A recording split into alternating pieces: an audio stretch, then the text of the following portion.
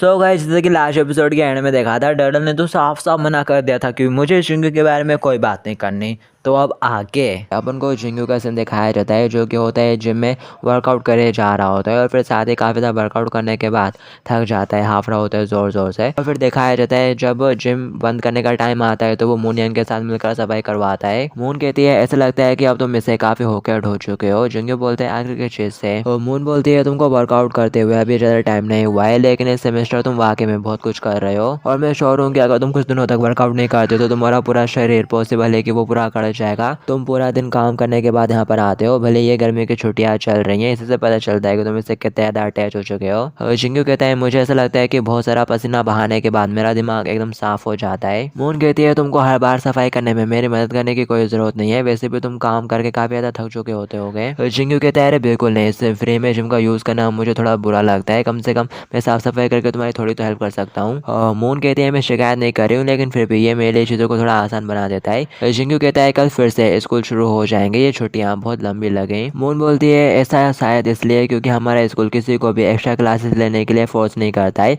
और साथ ही तुम हर समय काम करते रहते हो। चिंगू मून की तरफ देखता है और फिर थोड़ा रुक के कुछ सोचने लगता है और उससे पूछता है क्वीन कैसी है। ये सुनते से मून चिंगू की तरफ देखना शुरू कर देती है और बोलती है तुम खुद ही उससे क्यों नहीं पूछ लेते। चिंगू तुम हैंग आउट करने के लिए काफ़ी अच्छे पर्सन हो, लेकिन क्वीन के फ्रेंड के तौर पर मुझे ये कहना होगा कि मुझे तुमसे थोड़ी नाराज़गी भी है, इसलिए मैं इसमें तुम्हारी बिल्कुल भी मदद नहीं कर सकती। तुम समझ रहे हो ना कि मेरे कहने का क्या मतलब है।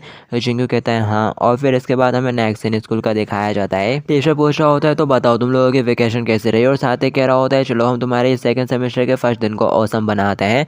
और फिर नेक्स्ट सीन में दिखाया जाता है लंच टाइम हो जाता है, सारी लड़कियों ने चिंगू को घेर लिया होता है, बोल रही होती हैं कि ज़्यादा टाइम हो गया चिंगू, हमने तुम्हें नहीं देखा, तुमने ऐसे छुट्टियों के दौरान क्या किया, क्या तुम कहीं पर गए थे। और कोई कह रहा होता है मुझे सच में तुम्हारी बहुत याद आई चिंगू। और कोई कहता है जब मैंने तुमसे मिलने के बारे में सोचा तो मेरे को स्कूल वापस आने में जरा सा भी दुख नहीं हुआ। और वो लड़कियां धीरे धीरे चिंगू को पकड़ ही रहती हैं, रफ करना शुरू कर देती हैं, बोल रही होती हैं आखिर तुम इतने पतले क्यों हो गए, तुम्हारा चेहरा थोड़ा सा काला भी पड़ गया है, जरा मुझे करीब से देखने दो। और कोई तो उसके छाती के ऊपर रफ कर रही होती है, कह रही होती है कि तुमने छुट्टियों के दौरान काफी ज्यादा वर्कआउट करा, तुम्हारी बॉडी काफी ज्यादा स्ट्रॉन्ग फील हो रही है। और चिंगू उठ के फटाक से वहां से भाग लेता है, कह रहा होता है मेरे को बाथरूम क्लीन करने के लिए जाना है। लड़कियां बोलती हैं आखिर अचानक से क्यों। चिंगू कहता है यहाँ पर मैं अकेला एक आदमी हूँ जो कि मैं वो बाथरूम का यूज़ करता है, तो ये मेरा फर्ज बनता है कि मैं उसको अच्छे से क्लीन करूँ। मैं तुम लोगों से बाद में मिलता हूँ। और साथ ही चिंगू वहाँ से अपनी जान बचा के निकल आता है और कह रहा होता है लगता है कि साफ सफाई से मैं थोड़ा रिलैक्स महसूस करूंगा। और फिर तभी सामने उसे लड़कियों का कुछ झुंड नजर आता है, सभी लड़कियों ने एक बंदे को घेर लिया होता है। वो बोल रही होती है जरा देखो तो इसको, यही वो लड़की है जो टीवी पर आई थी, क्या तुम मुझे अपना ऑटोग्राफ दे सकती हो। और कोई कह रहा होता है प्लीज मेरे साथ एक पिक्चर ले लो। और ये डर्डल होती है जिसको सारी लड़कियों ने घेर के रखा रहता है। डर्डल कहते हैं मेरे को जाने तो तुम लोग मेरा रास्ता रोक रहे हो, और साथ ही निकल के भागने लगती है और बोल रही होते हैं मुझे लगा था कि तुम लोग तो बस क्वीन को पसंद करते हो, मेरे को अकेला छोड़ दो। और फिर साथ ही वो चिंगू से टकरा जाती है। चिंगू उसकी तरफ देखता है, डर्डल भी उसकी तरफ देखती है, वो लोग एक सेकंड के लिए एक दूसरे की तरफ देखते हैं। तो चिंगू यहाँ पर उसे बात करने की कोशिश करता है, डर्डल तुम्हारी वेकेशन कैसे रही। लेकिन डर्डल बिना कुछ बोले बस चुपचाप से उसको इग्नोर करते हुए चली जाती है। चिंगू एकदम शॉक रह जाता है और मुड़ के डर्डल की तरफ देखता है, डर्डल तो उसको फुल्ली इग्नोर करते हुए वहाँ से चली जाती है। चिंगू सोचता है और मैं क्या ही एक्सेप्ट कर सकता था, मैं इसमें उसको ब्लेम भी नहीं कर सकता। और फिर तभी यहाँ पर योंगजूंग आ जाती है, कहती है चिंगू माय फ्रेंड कैसे हो, जून ने कहा कि तुमको थोड़ी सलाह की जरूरत है। चिंगू कहता है क्या जून ने ऐसा कहा। योंगजूंग कहती है अगर तुमको कभी बात करने के लिए किसी की जरूरत पड़े तो मुझे बताना, और अगर तुम सोच रहे हो कि ये क्या है तो मैं तुमको पहले ही बता दूं, ये एक मार्क है जिसका सीधा सा मतलब है कि मैं एक लड़की हूँ। और मैं तुमको यहाँ पर ये चीज़ इसलिए बता रही हूँ क्योंकि मुझे बस में लड़कियों से बहुत सारे नोट मिले कि तुम्हारे बालों में ईयरपिन फंसी हुई है, तो मैंने सोचा कि तुमको पहले ही क्लियर कर देती हूँ। और फिर दिखाया जाता है ये लोग बाहर बेंच पे जाकर बैठते हैं, चिंगू उसको अपनी सारी समस्याएं बताता है। वो कह रहे होते हो वो तो ऐसा तो काफ़ी कुछ हो गया। तो चिंगू बोलता है मैं सोचता रहता हूँ कि वो लोग कैसा कर रहे हैं, ऐसा नहीं है कि एक ही स्कूल एक और एक ही जगह होने की वजह से मैं उनको पूरी तरह से इग्नोर कर दूँ। और मैंने सोचा था कि इससे मेरे को थोड़ी देर के लिए परेशानी हो सकती है और फिर मैं डबल से ठीक हो जाऊँगा, लेकिन तब से मेरा सिर बस विचारों से घूमता जा रहा है और ये किसी ना किसी वजह से मेरे को बस परेशान करता जा रहा है। योंजून कहती है अच्छा तो ये सभी सेल्स तुम्हारे दिमाग में, ये कहते हुए उभरने लगते हैं कि शायद तुम गलत हो। किसी को ठुकराने के बाद लोगों को हमेशा इस तरह का अनएक्सपेक्टेड पछतावा महसूस होता है, ये एक बहुत ही कॉमन फीलिंग है। जाओ और उसके चेहरे पर एक नज़र डालो, तुमको तुरंत ही पता चल जाएगा कि तुम्हारे ये इमोशंस रिग्रेट्स के हैं या नहीं, उसे दोबारा देखकर तुम ऐसा सोच सकते हो कि ये बिल्कुल सही डिसीजन है या फिर तुमको कुछ बिल्कुल नया महसूस हो सकता है। जब तुमने पहले डर्डल को देखा था तो तुमको कैसा महसूस हुआ? जिंगू कहता है मुझे एक तरह से थोड़ा बुरा लगा और शौक भी कि डर्डल मेरे प्रति इतनी ज़्यादा कोल्ड हो चुकी है, उसने मेरे को इग्नोर कर दिया, लेकिन फिर भी मुझे काफ़ी ज़्यादा रिलीफ महसूस हुआ। मैंने सोचा मुझे खुशी है कि वो ठीक है। जियोंग बोलती है अगर तुम क्वीन के बारे में सोच रहे हो तो जाकर उसे देख लो, सिर्फ यहाँ बैठ कर अकेले सोचते रहने से तुम्हें कोई आंसर नहीं मिलेगा। जिंगू कहता है मुझे हैरानी है कि तुम इस तरह की चीज़ों के बारे में इतना कुछ कैसे जानते हो यूनजुंग, क्या तुमने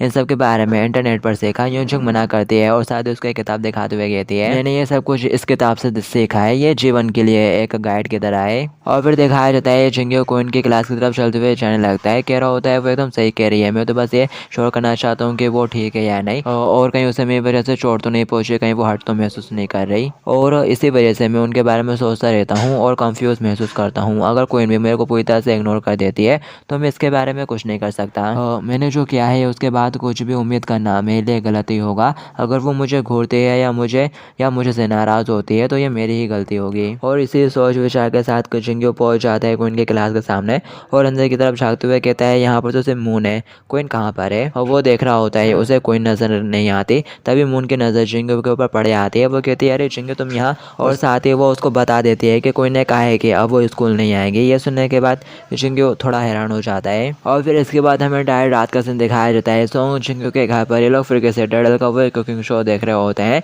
डर्डल की मम्मी कहती है आज हम आपको बताएंगे कि सिंपल और बेहद टेस्टी नूडल्स घर पे कैसे बनाएं, और इनका ये शो भी काफ़ी हिट जा रहा होता है। जिंगू और उसके बहन भाई खाना खाते हुए डर्डल का यही कुकिंग शो देख रहे होते हैं। जुनो कहता है डर्डल जो बना रही है वो तो बहुत ज़्यादा टेस्टी लग रहा है, जब वो यहाँ पर आएगी नेक्स्ट टाइम तो मैं उसे बनाने के लिए बोलूँगा, और वैसे आजकल वो यहाँ पर आते ही नहीं है खेलने के लिए। जिंगू कहता है वो इसलिए क्योंकि अब वो बहुत ज़्यादा बिजी रहती है ना, और अब वो उसे स्कूल भी जाना पड़ता है। और जुनो कहता है कहीं ऐसा तो नहीं कि अब उसे हमारे घर पर आना पसंद नहीं? जिंगू कुछ नहीं कहता और साथ ही थोड़ा सोच में डूब जाता है। जिंगू सोचता है जब मैं उसे मिला तो उसने मेरे को हाय तक भी नहीं कहा, वो ज़रूर वाकई में बहुत ज़्यादा अपसेट है मेरे से, पर मेरे को बहुत ज़्यादा खुशी है कि वो ठीक है। और फिर साथ ही वो याद करता है जब वो क्वीन को देखने के लिए गया था तो मून ने बोला था कि क्वीन ने कहा है कि अब वो स्कूल नहीं आएगी। जिंगू कहता है क्या क्वीन नहीं आएगी, लेकिन आखिर क्यों? मून बताती है वो कह रही थी कि उसका सारा बिजनेस का काम तो हो चुका है, लेकिन अब वो एक ट्रिप पर जाना चाहती है अपना दिमाग क्लियर करने के लिए, और उसने अभी तक डिसाइड नहीं करा कि वो वापस आएगी या नहीं। जिंगू ये सुनने के बाद काफ़ी हैरान हो जाता है और सोचता है कि ये मेरी वजह से हो रहा है। और फिर इसके बाद हमें डर्डल का कुकिंग शो दिखाया जाता है। डर्डल की मम्मी से किसने पूछा होता है कि आपके बेटी डर्डल का कोई बॉयफ्रेंड है? ये मैसेज देखने के बाद डर्डल की मम्मी कह रही होती है आगे तुम मुझसे क्यों पूछ रहे हो, खुद उसी से क्यों नहीं पूछ लेते, मैं उसकी मम्मी हूँ, इसका मतलब ये नहीं कि मेरे को सारी चीज़ों के बारे में पता होगा। और फिर साथ ही डर्डल के पास सवाल पहुंच जाता है। डर्डल थोड़ा हेजिटेट कर रही होती है, कह रही होती है क्या एक बॉयफ्रेंड? वेल कमेंट आ रहे होते हैं कह दो कि तुम्हारे पास एक भी नहीं है। डर्डल मुस्कुराते हुए कहती है बेशक मेरे पास एक भी नहीं है, आखिर ये बॉयफ्रेंड क्या होता है दिखाया जाता है। डर्डल की बात बोलते से व्यूअरशिप में एकदम हाई ग्रोथ हो जाती है और जिंगू और वो लोग बहुत ज़्यादा हैरानी से उसकी तरफ देख रहे होते हैं। जिंगू के बहन भाई फटाक से तिरछी नज़र से जिंगू की तरफ देखते हैं। सोम खाना खाते हुए कहती है वो शायद ऐसा इसलिए बोल रही होगी क्योंकि उसे टीवी पर पॉपुलर होना है।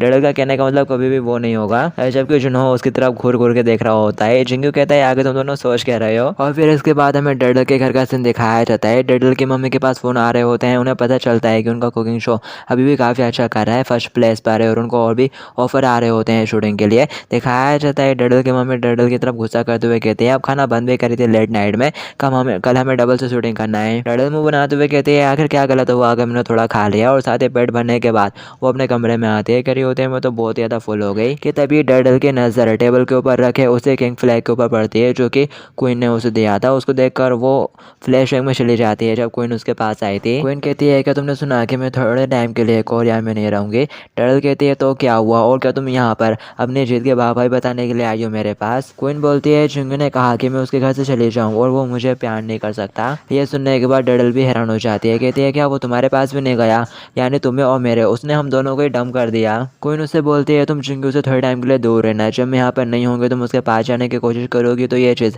वाकई में मुझे काफ़ी अपसेट कर देगी। इसके बदले में जब मैं एक बार फिर से बेहतर महसूस करने लगूंगी तो मैं ये रिक्वेस्ट कैंसिल कर दूंगी, प्लीज़ तब तक के लिए थोड़ा वेट कर लो और मेरी ये रिक्वेस्ट रिक्वेस्ट एक्सेप्ट कर लो। ये बात याद करती है डडल और सोच रही होती है हम दोनों ही कितने बड़े बेवकूफ़ थे कि तभी उसका फ़ोन रिंग रिंग होने लगता है। वो फ़ोन उठाती है, यूजिन का फ़ोन होता है। डडल बोलती है यूजिन क्या तुम कैफ़े में हो, क्या गलत हुआ तुम्हारे साथ, ज़रा रुको मैं आ रही हूँ। और फिर साथ ही डडल भी कैफ़े में पहुँच जाती है। यहाँ पर यूजिन उसके सामने फुट फुट कर रो रही होती है, कह रही होती है डडल अब मैं क्या करूँ। और वो बताती है म्यूंग ने कहा कि उसे मेरे में इंटरेस्ट नहीं है, उसने कहा कि वो मेरे को अपना एक फ्रेंड मानता है। तो आखिर मैंने क्यों उससे अपनी फीलिंग्स के बारे में कहा। और साथ ही वो फुट फुट कर रोना शुरू कर देती है, कहती है मैं तो बर्बाद हो गई, अब मुझे क्या करना चाहिए। और फिर साथ ही वो डडल का हाथ पकड़ लेती है, कह रही होती है डडल तुम मुझसे मेले बात करो ना, तुम दोनों तो काफ़ी क्लोज हो, वो मेरा कॉल भी नहीं उठा रहा है, डडल प्लीज़ मेरी हेल्प कर दो। दिखाया जाता है डडल खुद भी काफ़ी ज़्यादा उदास हो जाती है, कह रही होती है इसके बारे में मैं काफ़ी अच्छे से जानती हूँ, मेरे को भी डम कर दिया गया था, सोंग जुंग ने कहा कि वो मेरे साथ नहीं रह सकता। ये सुनने के बाद यूजिन भी आगे से कुछ नहीं हो कहती। और फिर होना क्या था, दोनों लड़के एक दूसरे को पकड़ के जोर जोर से रोना शुरू कर देती हैं। तो यूजिन रोते हुए कहती है ओ बेचारी लड़के तुम्हारे साथ भी था, सब कुछ हो गया, चलो जाने दो उन लोगों को, आप लोग बहुत ज़्यादा ड्रिंक करेंगे, अब मरने तक ड्रिंक करते रहेंगे। डडल रोते हुए कहती है तुम तो ये सब कर सकती हो लेकिन मैं तो अभी भी एक माइनर हूँ। यूजिन रोते हुए कहती है आखिर उन स्टूपिड लड़कों की परवाह कैसे है, उन लोगों ने तो बस हमारे साथ खिलवाड़ करा है। डडल भी रो रही होती है और कह रही होती है मैं फील कर सकती हूँ, बहुत ज़्यादा हार्ड होता है और यहाँ पर तुम ही सिर्फ अकेली हो जो मेरी इस फीलिंग को अच्छे से समझ सकती हो। और फिर हमें यूजिन की दूसरी दोस्त को दिखाया जाता है जो कि डडल की सीनियर भी है। वो कह रही होती है आखिर यूजिन ने मेरे को यहाँ पर क्यों बुला लिया, वो बहुत ज़्यादा अनोइंग है यार, परेशान कर दिया उसने मेरे को। और साथ ही जब वो देखती है वो चलाते हुए कहते हैं यूजिन आगे तुम वहाँ पर क्या कर रही हो। और फिर तभी वो नोटिस करते हैं कि वो लोग कैसे बच्चों की तरह बस रोए जा रहे होते हैं। डडल रोते हुए कहती है जो भी हो मेरा दिल तो उसने तोड़ दिया ना, वो डम सोंग चिंग एक नंबर का कचड़ा एट्रस है। और यूजिन भी रोते हुए डडल से कह रही होती है बस रो दो, अपना सारा दुख बाहर निकालो। और यूजिन की बात सुनने के बाद डडल और जोर जोर से चिल्ला चिल्ला कर रोना शुरू कर देती है, जबकि यूजिन साइड में खड़े लड़के से कहने लगती है एक्सक्यूज मी जरा मेरे को देखकर बताओ क्या मैं खूबसूरत नहीं लगती। जबकि वो बंदा इन दोनों को मना कर रहा होता है यहाँ पर इस तरह से रोने धोने के लिए, बट यूजिन उससे पूछने लगती है वैसे तुम भी काफ़ी ज़्यादा क्यूट हो, आखिर तुम्हारी उम्र कितनी है। जबकि उसके दोस्तों वहाँ से शर्म के मारे भागी जाती है। और फिर थोड़ी देर बाद का सीन दिखाया जाता है, वो यूजिन को उठा के ले जा रही होती है और डडल से कहती है तुम अच्छे से घर चले जाना, मैं तुमको बाद में कॉल करूँगी। डडल कहती है ठीक है अपना ख्याल रखना।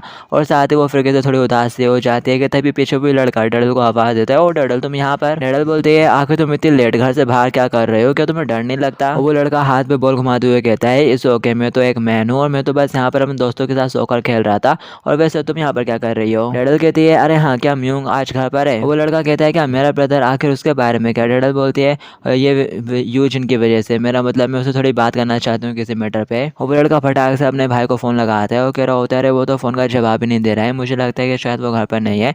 डडल कहती है अगर ऐसा है तो ठीक है भूल जाओ इस बारे में। वो लड़का कहता है अरे तुम मेरे घर पर क्यों नहीं चलती, जब म्यूंग आ जाएगा तो तुम उससे घर पर ही बात कर लेना, तुम तो ऑलरेडी एक दूसरे के काफ़ी क्लोज हो और वैसे भी तुम्हारा घर और मेरा घर ज़्यादा दूर भी नहीं है, पास पास ही है। और साथ ही वो डडल का हाथ पकड़ के ले जाने लगता है, कह रहा होता है चलो मेरे साथ, अभी मेरे पेरेंट्स घर से बाहर गए हुए हैं इसलिए घर पर कोई भी नहीं है, मैं तुमको अपनी ट्रॉफी दिखाऊंगा जो कि मैंने पहले जीती थी, चलो जल्दी कम ऑन। डडल बोलती है वो तो ठीक है लेकिन क्या तुम मेरा हाथ छोड़ सकते हो, ये आजकल के बच्चे भी। और फिर दिखाया जाता है वो डडल को लेकर अपने घर में पहुंच जाता है और दरवाजा खोलते हुए कहता है मेरा ब्रदर बहुत जल्दी घर आता होगा, वो हमेशा लेट स्टडी करता रहता है बाहर, और वैसे मुझे तुम्हारा वो कुकिंग शो देखना काफ़ी ज़्यादा पसंद है, मैंने अपने पेरेंट्स को बताया कि तुम हमें काफ़ी क्लोज हो तो उन लोगों ने कहा कि वो भी तुमसे मिलना चाहते हैं। डडल कहती है अरे क्या तुम इतनी ज़्यादा बातें कर करके थक नहीं जाते हैं। और साथ ही वो डडल को घर के अंदर ले आते हैं और कह रहा होता है अरे हाँ मेरे मॉम डैड ने कहा है जब भी घर पर कोई मेहमान आता है तो उसे कुछ ना कुछ ज़रूर पूछना चाहिए। और साथ ही वो डडल से कहने लगता है तो तुम बताओ तुम क्या पीना चाहोगे, जूस या मिल्क। डडल कहती है कुछ भी ले आना, और साथ लंबा सांस लेती है और फिर उसकी नज़र फैमिली फ़ोटो के ऊपर पड़ती है और उसकी नज़र तो म्यूंग के ऊपर ही टिक जाती है। वो सोच रही होती है क्या ये एक अच्छा आइडिया है, वैसे भी मैं उसे बोलूँगी क्या। और साथ ही वो थक हार के सोफे पे बैठ जाती है, कह रही होती है जाने दो, वैसे भी ये यूजिन की प्रॉब्लम है तो आखिर मैं इसमें कर ही क्या सकती हूँ। और सोच रही होती है वैसे भी मैं खुद की प्रॉब्लम्स में ही बहुत ज़्यादा बिजी हूँ, मेरे पास दूसरों की प्रॉब्लम्स के बारे में सोचने के लिए टाइम नहीं। कि तभी उसे दरवाज़ा खुलने की आवाज़ आती है, म्यूंग घर पर ही होता है, नहाने के लिए गया होता है, तो वो बाथरूम का गेट खोल के आ रहा होता है पहुँचते हुए, कह रहा होता है सियोंग क्या तुम घर वापस आ गए, वैसे आजकल तुम काफ़ी ज़्यादा लेट आते हो घर पर। दिखाया जाता है डडल उसकी तरफ देखती है और उसकी नज़र भी डडल के ऊपर पड़ जाती है, वो नंगा पुंगा रहता है, बस चड्डी पहनी हुई रहती है उसने। वो डडल को देख लेता है, कह रहा होता है अरे डडल तुम यहाँ। डडल भी कुछ शर्मा जाती है उसको इस तरह से देखकर। और फिर नेक्स्ट सीन में दिखाया जाता है म्यूंग डडल को घर छोड़ने के लिए जाने लगता है, कह रहा होता है मेरे पेरेंट्स अपने कार लेकर नहीं गए हैं, वो लोग कह रहे थे कि आज वो थोड़ा ड्रिंक करेंगे। डडल कहती है वैसे मैं खुद जा सकती थी। म्यूंग कहता है अरे बिल्कुल भी नहीं, बहुत ज़्यादा देर हो चुकी है, सीट बेल्ट पहन लो, मैं तुम्हें छोड़ दूंगा। और फिर वो गाड़ी लेकर निकल पड़ता है डडल को ड्रॉप करने के लिए। डडल कहती है वैसे मेरे को तुमको अच्छे से सॉरी कहने का चांस नहीं मिला, मैं बहुत ज़्यादा सरप्राइज हो गई थी, मुझे लगा कि देखा पर कोई भी नहीं है, सॉरी। म्यूंग बोलता है कि तुम दोबारा से क्यों ये बोल रही हो, यहाँ पर मैं हूँ जिसे तुमको माफ़ी मांगनी चाहिए। सॉरी, मैंने तुमको ज़्यादा सरप्राइज़ कर दिया। और वैसे मेरे को तुम्हारा टीवी शो वाकई में काफ़ी ज़्यादा पसंद है, तुम काफ़ी अच्छा कर रही हो। वैसे क्या तुम अपनी मॉम के साथ हमेशा से इतनी ज़्यादा क्लोज हो? अगर तुम्हारा शो इसी तरह से अच्छा चलता रहा तो तुम लोग बहुत जल्दी रियल सेलिब्रिटी बन जाओगे। तुम दोनों ही बहुत ज़्यादा कॉन्फिडेंट नजर आते हो। डैडल कहती है अरे ऐसा नहीं है, मैं तो बस अपनी मॉम की थोड़ी बहुत हेल्प कर देती हूँ। वास्तविक कहता है वैसे तुम्हारा शो देखना काफ़ी मज़ेदार लगता है। डैडल कुछ नहीं कहती और उसकी नज़रें उसके ऊपर ही होती हैं और साथ ही वो इमेजिन करने लगती है जब उसने उसको बिना कपड़ों के देखा था और उसका चेहरा पूरा शर्म से लाल हो जाता है ये सोचने के बाद। म्यूंग पूछ रहा होता है कि आप लोग इस रोड से जल्दी पहुंच जाएंगे, वैसे भी मैं तुम्हारे घर तक बस बाइसाइकिल से ही आया हूँ।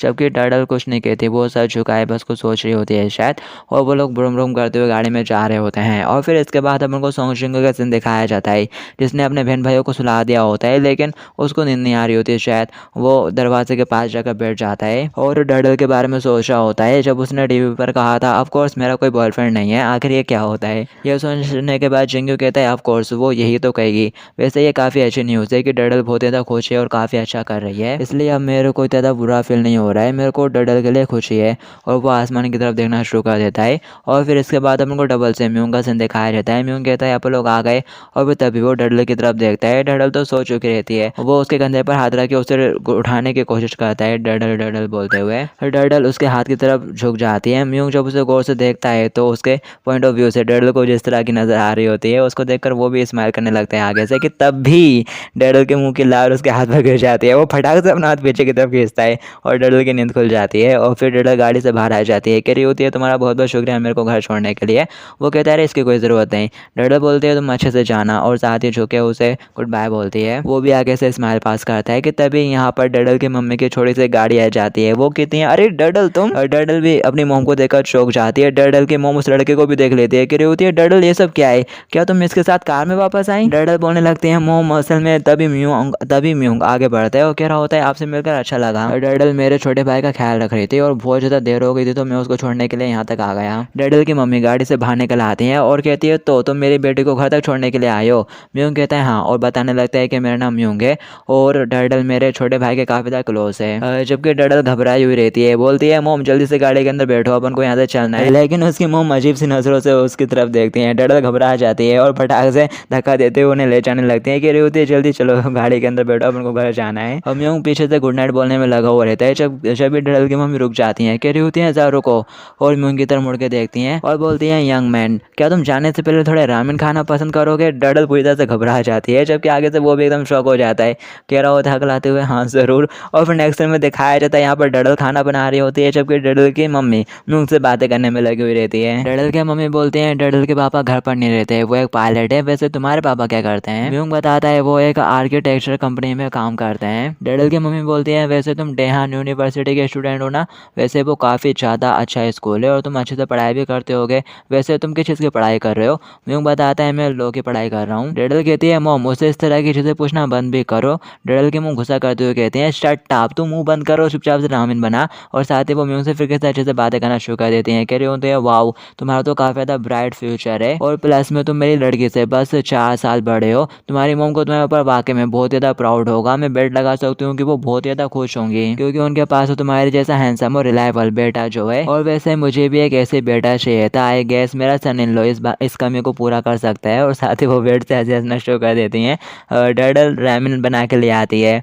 म्यूंग शुक्रिया बोलता है डैडल को। डैडल की मम्मी बोलती हैं ये एक टॉम बॉय है लेकिन कुकिंग में ये वाकई में काफ़ी अच्छी है और साथ ही एक स्वीट लड़की है, मैंने इसे काफ़ी अच्छे से बड़ा करा है। कि तभी डैडल के पास कॉल आ जाता है, वो बोलती है मेरे पास कॉल आ रहा है। मोम उसका हाथ हिलाते हुए कहते हैं हाँ ठीक है चले जाओ। वो डैडल जाने से पहले उसकी मोम से बोलकर जाते हैं ऐसे कुछ भी अजीब क्वेश्चन मत करिएगा। और साथ ही वो फ़ोन पे देखती है और कह रही होती है आखिर ये किस तरह का नंबर है, क्या ये दूसरी कंट्री से है। और साथ ही वो कॉल उठाते हुए रूम में आ जाती है, कह रही होती है हेलो कौन है। तभी वहाँ से आवाज़ आती है डैडल ये मैं हूँ। डैडल भी पहचान जाती है ये क्वीन का कॉल होता है। डैडल कहती है तुम तो इस पूरे टाइम गायब थे और अब तुमने अचानक से मेरे को कॉल क्यों करा, वैसे जब मैंने तुमको नहीं देखा तुम मेरे आसपास नहीं थी तो मेरा दिन काफ़ी अच्छे से गुजर रहा है। क्वीन बोलती है तुम्हारी आवाज़ से लग रहा है कि अब तुम काफ़ी ज़्यादा शेयरफुल हो चुकी हो, क्या अब तुम ठीक हो। डैडल कहती है ऑफ कोर्स, वैसे भी काफ़ी सारे वीक्स गुजर चुके हैं और आखिर तुमने मेरे को इतना लेट कॉल क्यों करा। क्वीन बोलती है वैसे यहाँ पर अभी भी डे टाइम हो रहा है और मुझे लगा कि तुम अभी तक सोए नहीं होगी। डैडल बोलती है जब से न्यू सेमेस्टर स्टार्ट हुआ है तब से तुम स्कूल ही नहीं आई तो मुझे लगा कि तुम कहीं मर तो नहीं गई हो, लेकिन अब तुम मेरे को यहाँ पर कॉल लगा के मुझसे बातें कर रही हो तो तुम जिंदा जिंदा हो, तो बताओ क्या अब तुम ठीक हो? क्वीन बोलते हैं हाँ अब मैं ठीक हूँ और साथ ही मुझे बुरा लग रहा है, जाने से पहले मैंने तुम्हें साथ उस तरह से भेज करी थी। डडल बोलती है जाने दो, कम से कम तुम्हें पता तो चल गया है कि तुम एक नंबर के इडियट थे, और वैसे अब मैं भी काफ़ी ज़्यादा बेटर महसूस कर रही हूँ। तो बताओ आखिर तुमने किस लिए कॉल करा? तुमने मेरे साथ चैट करने के लिए कॉल तो करा नहीं होगा, तो जल्दी से पॉइंट पर आओ। क्वीन कहती है मैं अपनी वो रिक्वेस्ट कैंसिल करती हूँ। और बस गाइस इस एपिसोड के लिए इतना ही है, बाकी की स्टोरी आप लोग नेक्स्ट एपिसोड में जानेंगे। जब तक के लिए टू बी कंटिन्यूड।